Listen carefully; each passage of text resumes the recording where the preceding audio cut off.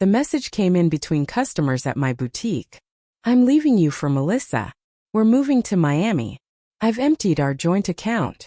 My hands didn't shake. My smile didn't falter. As I wrapped a scarf in silver paper, only a slight tightening around my eyes revealed the moment my 12-year marriage ended. After the customer left, scarf in hand and none the wiser, I locked the boutique door as usual.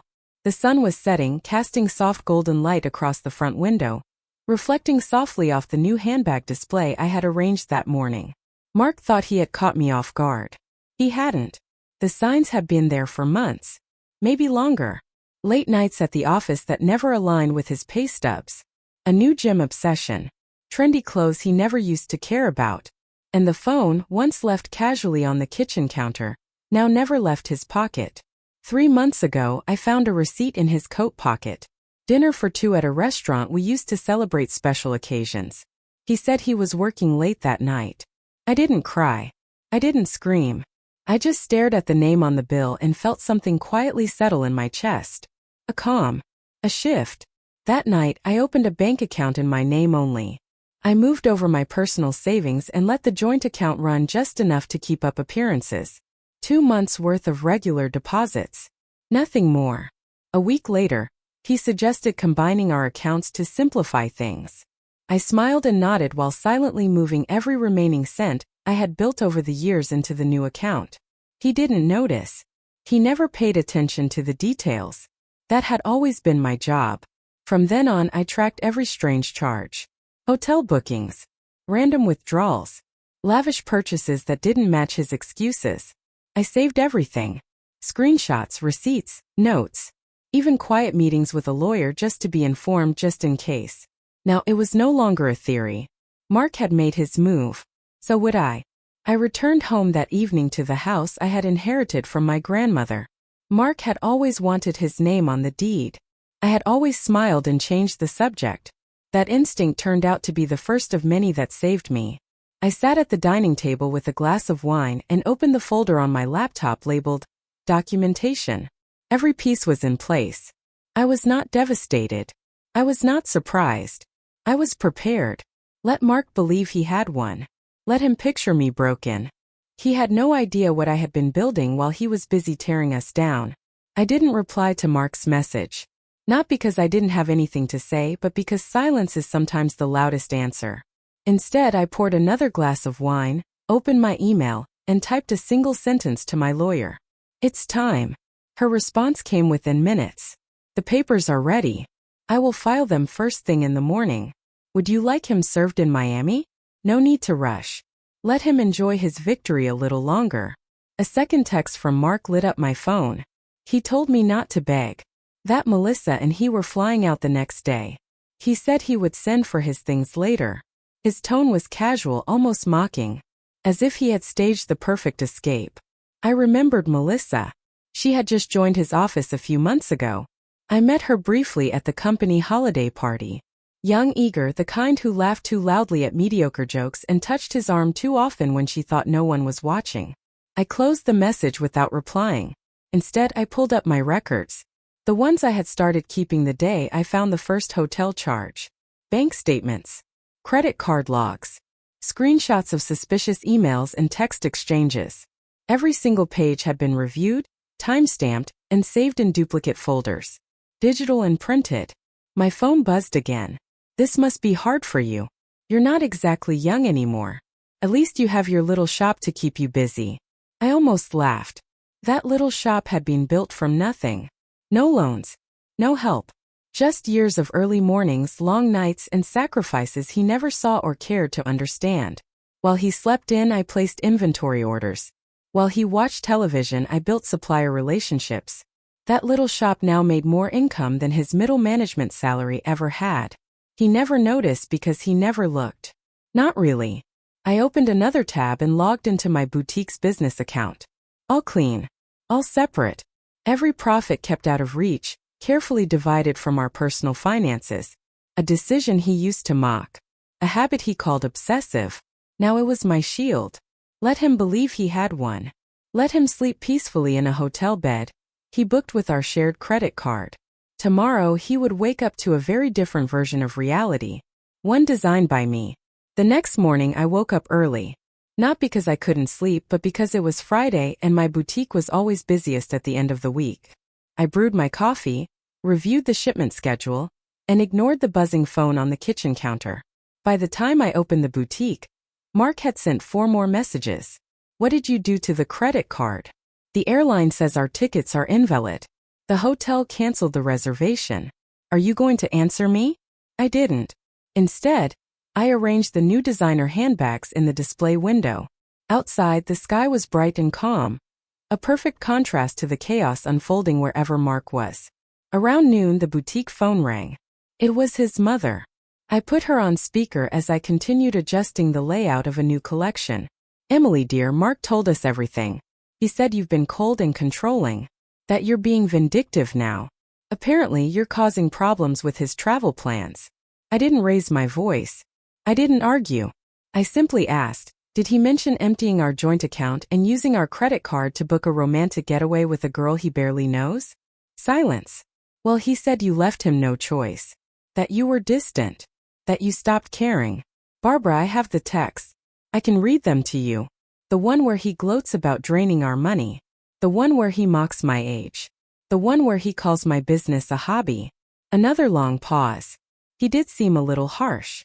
I told him that message was inappropriate. I appreciate the call, Barbara. Truly. But I think it's best we limit contact for now. My lawyer advised minimal communication during the proceedings. Proceedings? Goodbye, Barbara. That afternoon, word spread quickly.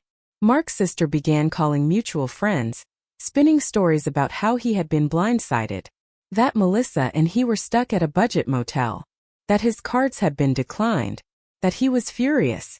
He should be. He had spent years dismissing the little things I did to protect myself, rolling his eyes at separate finances, shrugging off my need for clarity for records. He had thought of me as fragile, predictable, powerless. Now he was discovering the truth. This wasn't revenge. This was preparation. By Monday morning, the emergency hearing had been scheduled. My lawyer had filed the paperwork right on time, just as Mark and Melissa were still trying to sort out their travel disaster. Apparently, they had returned to her tiny apartment after being refused boarding. The airline wouldn't accept their canceled tickets. The hotel reservation had vanished overnight. Melissa's posts on social media had gone suspiciously quiet. That afternoon my lawyer called. We're in a strong position. His messages, the bank records, the fraudulent charges, everything is documented. A court order to freeze the remaining assets is already in motion. Has he been served? Not yet. But he will be. We have their current address. When the server arrived at the apartment, Mark was still trying to book a new trip on one of his remaining credit cards. Melissa opened the door and accepted the envelope. She didn't smile. She didn't say a word. Meanwhile, Mark was still sending me messages. His tone shifted from smug to frantic. You can't take everything. I made copies of your boutique's finances. Half that business is mine. You'll regret this. Each message I forwarded to my lawyer. Each threat, each assumption, each attempt at intimidation was more useful than he could possibly understand. I spent that evening reviewing inventory with my assistant. Sales were up. Customers had begun arriving not just to shop, but to show support. Word was spreading, and the women in my community knew exactly what kind of strength was required to endure this kind of betrayal and still show up to work with your head held high. By midweek, Mark had been officially served.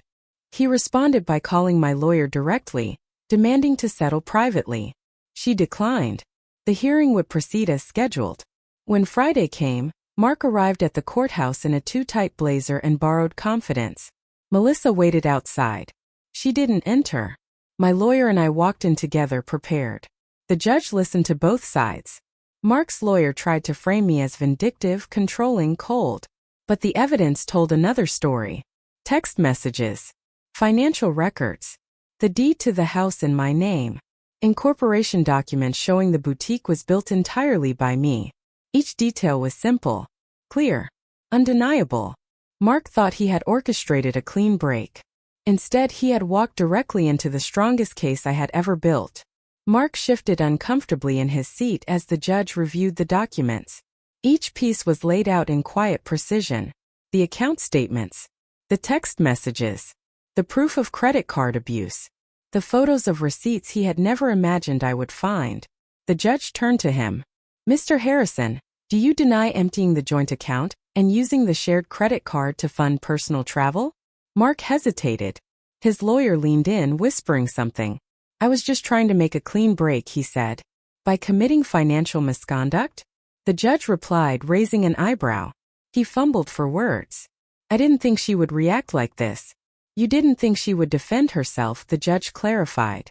Silence. His lawyer tried to shift tactics. Your Honor, the boutique was established during the marriage. My client contributed emotionally, supported her through the difficult years. He is entitled to a share. My lawyer responded before the judge could speak. The business was established prior to the marriage. Every investment, every return, every supplier contract is in her name. All profits were kept separate from shared finances. We have documentation going back 10 years. Mark looked stunned. He had never taken any of it seriously. He thought the boutique was just a distraction. Something small. Something soft. He never realized it was armor. The judge leaned back. There is sufficient evidence of misconduct and clear separation of assets. The court orders all remaining shared accounts frozen until the final dissolution. Mr. Harrison is to return any funds withdrawn within 24 hours. But the money is gone, Mark muttered. Then I suggest you find a way to replace it. The ruling echoed through the room like a quiet earthquake. Mark's posture crumbled. The confidence he had wrapped around himself like a second skin began to peel away. Outside the courtroom, Melissa stood waiting, arms crossed. I didn't hear what she said to him. I didn't need to. I walked past them both, heels clicking against the marble floor. Head held high. The man who had mocked my age, my work, and my instincts now stood at the edge of collapse. He thought that cruel message would be the end of my story. Instead, it was just the beginning of his unraveling. The days after the hearing were oddly quiet. Not peaceful exactly, but settled. As if something heavy had been lifted and replaced with something sharper. Clearer.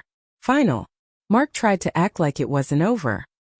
He filed a petition, asking the court to revisit the ruling. My lawyer laughed when she called to tell me. The judge dismissed it the same day, citing his own messages as evidence of intentional fraud. Meanwhile, the boutique thrived. Sales were up. New customers arrived daily, some curious, others supportive. Many had heard fragments of the story through mutual friends or quiet whispers. They didn't ask for details. They simply smiled and shopped. Women know. My staff grew from 3 to 5. We expanded our accessories line. I started working with local designers. I gave a short interview for a small business magazine that had followed the boutique for years. The title of the article made me smile. Success, not survival. Mark's life, meanwhile, unraveled. He moved in with his parents. His credit was damaged. His name had been flagged in multiple bank systems for suspicious activity. Melissa, it seemed, had moved on.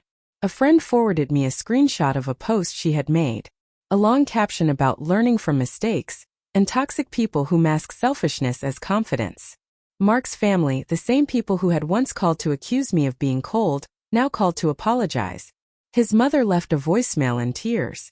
His sister sent a card with no return address, only a note. We believed him.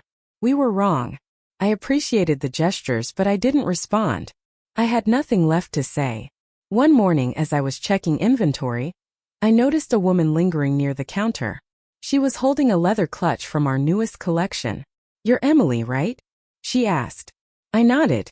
I just wanted to say, thank you. I went through something similar last year. I thought I was alone until I heard about you. She didn't need to say more. I understood. The boutique had become more than a business. It was a space for women who had been dismissed, underestimated, and told to be quiet. It was a space built on preparation, not pity. And Mark? He still texted me sometimes. You ruined everything. You were supposed to be the safe one. This isn't fair. I didn't reply. The story he tried to end with one message was now being rewritten every single day. Without him. 2 years after Mark's message ended our marriage, I stood at the grand opening of my third boutique location. The store was bright, elegant, and filled with the quiet buzz of customers, reporters, and old friends. No one was talking about betrayal anymore. They were talking about growth, about resilience, about how a woman rebuilt her life and turned pain into power. After the ribbon was cut, I gave a short speech. I thanked my staff, my loyal customers, and the community that stood by me. I did not mention Mark. Not even once. I no longer needed to. Melissa showed up near the end of the event. She looked different, more grounded. She waited until the crowd thinned before approaching me. "I owe you an apology," she said quietly. "I believed everything he told me. That you were cold. That you didn't support him. I thought I was the exception." "You weren't," I replied. "You were just next." She nodded. He tried the same things with me. Told me I was ungrateful. That I didn't understand his pressure. That everything would work out once he got that promotion, once his investments paid off, once the world finally recognized his genius. "Did it?" I asked. "No." She gave a small laugh. "He moved into my apartment and started telling me how to rearrange my life. After 2 weeks, I asked him to leave. I realized he didn't want a partner. He wanted someone to believe the fantasy with him. I thanked her for coming. I didn't hate her. I never had. She had simply learned the same lesson I did, just later." That evening, as the last guests left, I returned to my office and sat for a moment in silence. Framed on the wall beside my desk was a printout of the very first message he sent me. "I'm leaving you. Melissa and I are moving to Miami. I've emptied our joint account." Below it, another frame held a business award I had received just months before. Sometimes, I whispered to the quiet room, the best revenge isn't loud. It doesn't come with shouting or drama or battles. Sometimes the best revenge is simply living a life they can't touch. The boutique was no longer a defense. It was a crown, and I wore it with pride.